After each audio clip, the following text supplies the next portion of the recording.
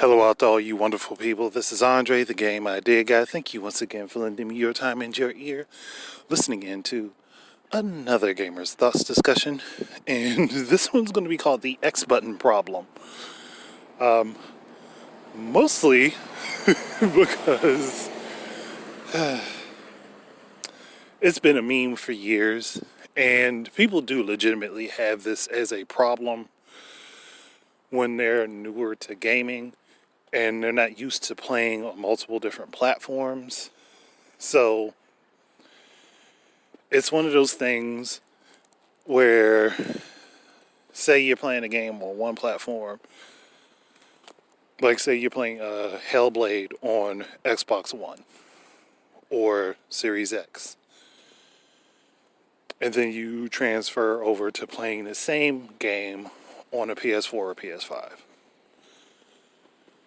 Now, there are a lot of people who will have difficulties based on visual prompts from the games, because there's technically an X button on each one of them, but they fall to different positions.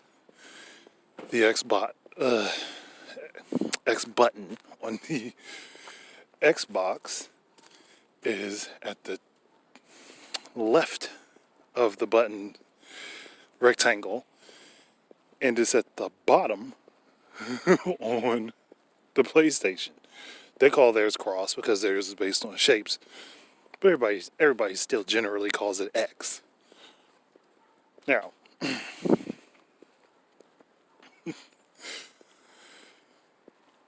just thinking about this.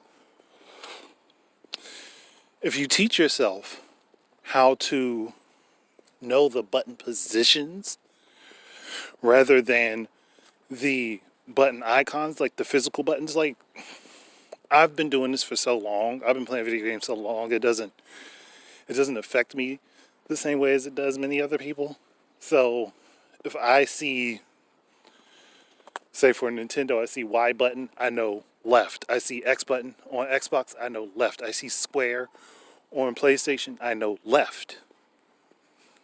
Because I've taught myself that format that way, so that I don't have trouble playing games on newer platforms. Now, there may be a problem depending on where, start select buttons and stuff were, because that did change a whole heck of a lot. Because muscle memory will take you one place, but once you get adjusted, it's not so big of a deal.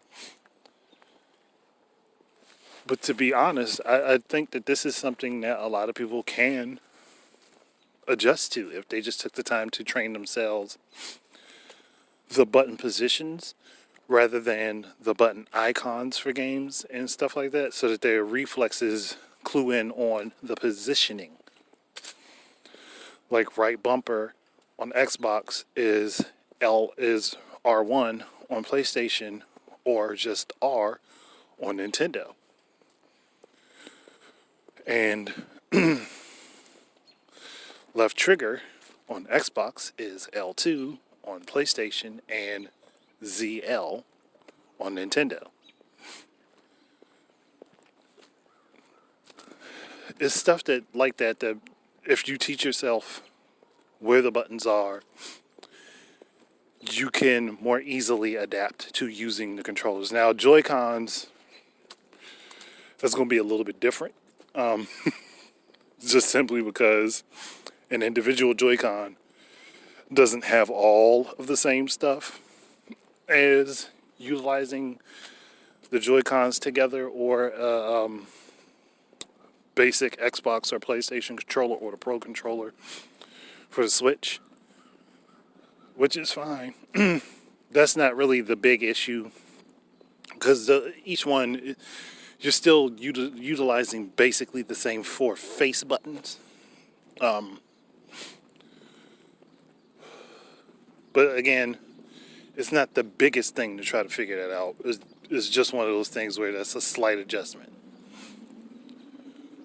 But if you teach yourself how to deal with, again, the button positions on these different platforms and controllers, you will more easily be able to utilize those controllers to full efficiency. And it also works for mouse and keyboard as well.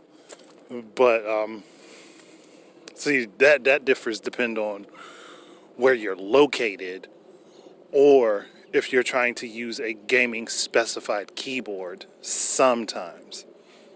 Not always, but sometimes. So that can be a little bit different, but in general, those are universally the same, again, depending on your area.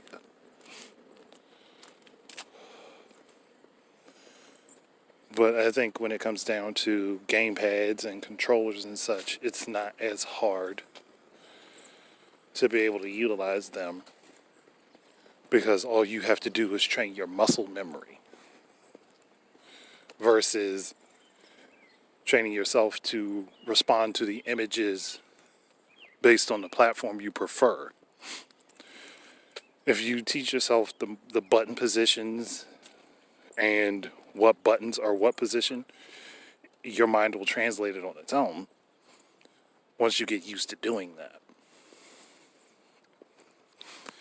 And then eventually, the meme, it can die. I'm starting to think, though, that this is one of the reasons that so many people didn't want to utilize the Wii Remote and Nunchuck back during the Wii era and even bleeding into the Wii U. And that was because it required them to think and adjust how they played games versus, hey, I got this simple controller and I just push these buttons and it does everything I needed to do. But the joke's on them, though, because VR follows a lot of the same usage protocols that the Wii Remote and Nunchuck did. So, maybe you should have tried to learn back then, and you'd have been super acclimated to VR now. Though I'm not trying to make fun of people. I just think that that's really the thing was that for so many people is, well, I can't adjust to these virtually identical controller layouts, barring the placement of an analog stick and a D-pad.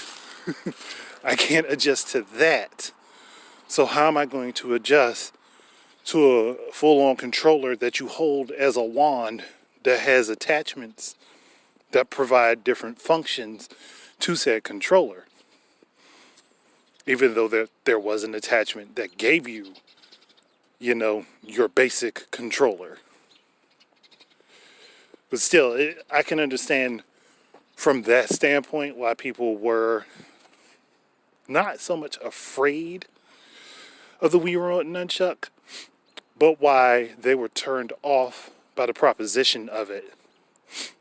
Because even though the Wii sold millions, so many people were against the idea of just utilizing a controller that was a variable controller.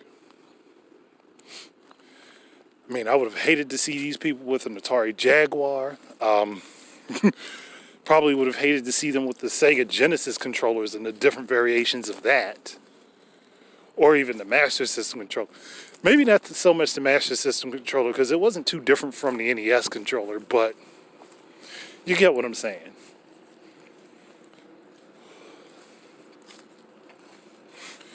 I think people got too worried about,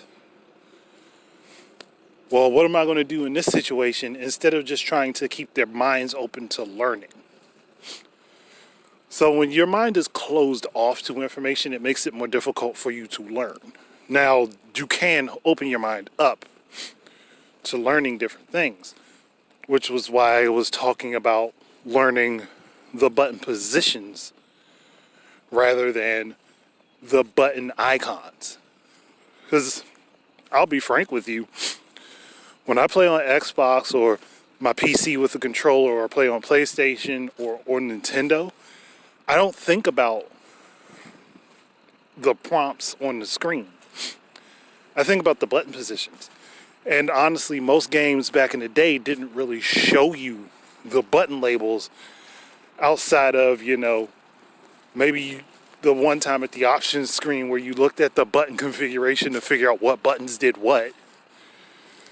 But pretty much after that, you were just worried about where the buttons were versus what they looked like. And I think with the end of 6th generation and bleeding into 7th and 8th generation, the icon prompts, especially with a lot of the QTEs, sorry, my throat got a little dry there, potentially created this problem. Because of a lot of very popular games utilized a crap ton of QTEs for those cinematic looks and stuff. And people got hooked on that as they were playing rather than knowing where the buttons were, what they did, and when they needed to use them. So I think that is highly why a lot of people were turned off by the option of the Wii Remote, and why so many people have a difficult time moving from one controller that is in general the same format as another controller, unless they are branded by the same company and their buttons are the same faces as they were from the previous generation. Again, that's not to throw shade at people. It's just me giving the explanation that I think fits. And when you think about it that way, it does make a lot of sense as to why so many people ran from the Wii Remote. It makes a good deal of sense why so many people ran from the Wii Remote and want the old school Super Nintendo button layout. And that's because they have a hard time adjusting to new things.